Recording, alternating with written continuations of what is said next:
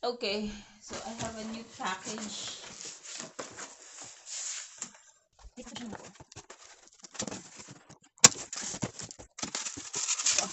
Order ako ng para table. Hindi ko alam kung paano kasi buti dito.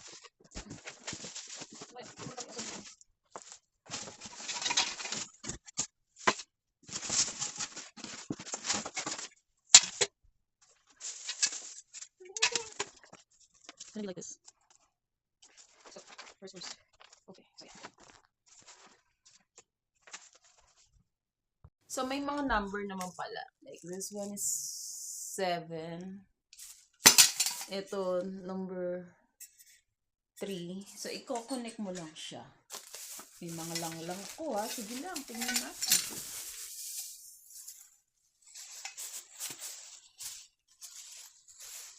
Number 2.